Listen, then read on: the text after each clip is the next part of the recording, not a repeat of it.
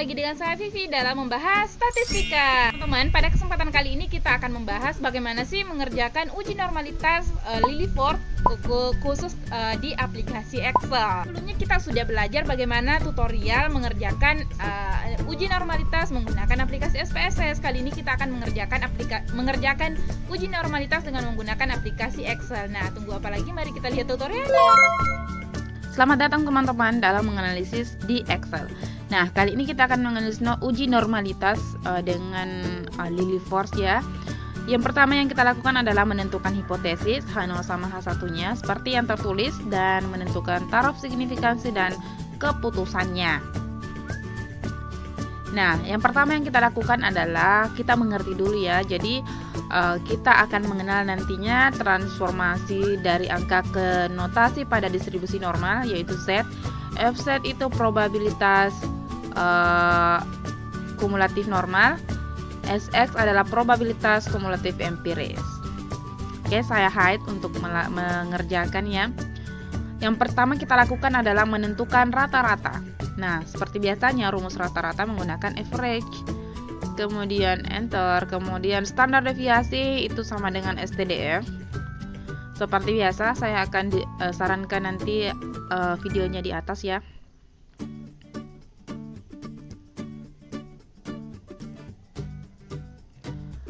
Oke, selanjutnya kita akan menghitung L tabel dengan N sama dengan 20 dan taraf signifikansi sama dengan 0,05 atau alfa ya, 0,05. Nah, untuk mengetahui L tabel, setelah siapkan L tabelnya ya. Jadi silahkan lihat bahwa N sama dengan 20 dan signifikansi 0,05, nilainya adalah 0,190. Selanjutnya kita tulis di sini nilainya tadi yaitu 0,190. Oke, nah untuk selanjutnya L hitung itu diketahui dari nilai terbesar dari mutlak Sx kurang Fx. Nah, kita mulai dari sini.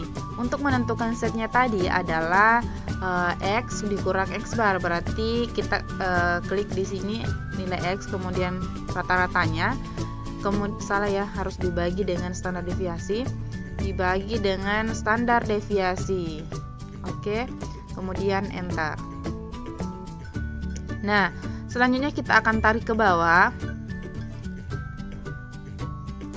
Oke. Nah, tapi kan teman-teman ini tidak bisa terbaca ya, karena di sini untuk data rata-rata dan standar deviasinya itu mengikut untuk bergerak, makanya kita absolutkan dengan memberikan tanda dolar di depannya ya, untuk di depan nilai rata-rata, kolom dan baris rata-rata, begitupun dengan standar deviasi. Setelah itu kita enter guys.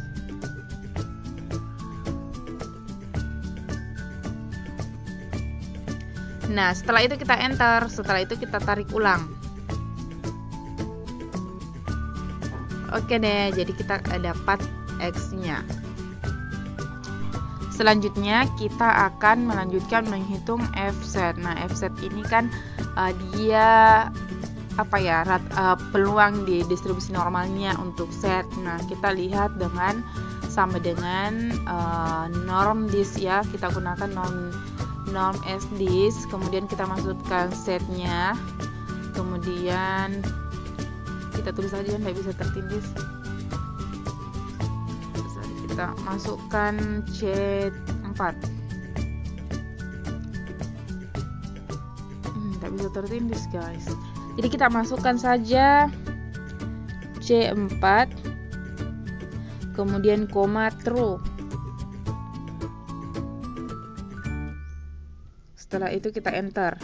Nah, selanjutnya kita langsung tarik ke bawah. Tidak perlu kita isi dengan absolut lagi ya, karena memang hanya berpatokan dari nilai Z-nya. Oke, mantap. Selanjutnya kita akan menentukan peluang nilai kumulatif ya. Nah, di sini untuk nilai Sx-nya kita akan menentukan bahwa dia itu adalah di sini itu misalkan setelah data diurutkannya, yang pertama kita ketahui adalah data harus diurutkan dari yang terkecil sampai yang terbesar. Nah, setelah itu kita menentukan nilai kumulatifnya dan peluang nilai kumulatifnya. Kita menggunakan fungsi if atau rumus if untuk menentukan jika nilai B4 sama dengan B5, maka nilainya itu adalah E5.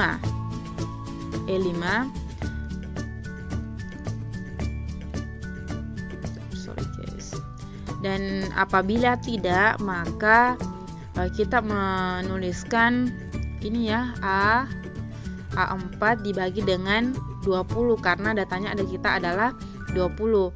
Seperti itu, karena kan rumusnya di sini.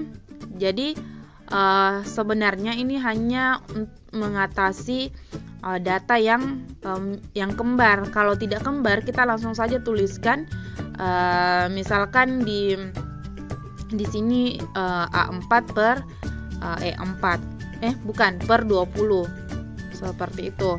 Tapi karena ada data yang kembar, jadi kita harus menggunakan fungsi if. Nah, seperti yang kita lihat, selanjutnya di sini ada nilai mutlak. Nah, untuk nilai mutlak itu kita gunakan ABS. Jadi 4 kurang FZ dikurang FX, kemudian dimutlakan atau digunakan ABS, kemudian ditarik ke bawah. Nah, selanjutnya untuk menentukan L hitungnya kita menggunakan sama dengan max. Kemudian kita tarik ke bawah dari kotak FS kurang FX. Kemudian kita enter. Nah, kita dapatkan bahwa 0,15645 itu adalah L hitungnya. Dan L hitungnya ini lebih kecil dari L tabel. Nah, selanjutnya kita melihat kriteria keputusannya kita. H0 akan ditolak jika L hitung lebih besar dari L tabel. Tapi kondisinya L hitung lebih kecil dari L tabel, berarti H0 diterima. Nah, karena H0 diterima, berarti nilai siswa kelas A berdistribusi normal, guys. Jadi, teman-teman, kita bisa simpulkan bahwa L hitung lebih kecil daripada L tabel, yang berarti nilai siswa kelas A bersifat berdistribusi normal. Gampang kan teman-teman? Selamat mencoba, semoga berhasil teman-teman.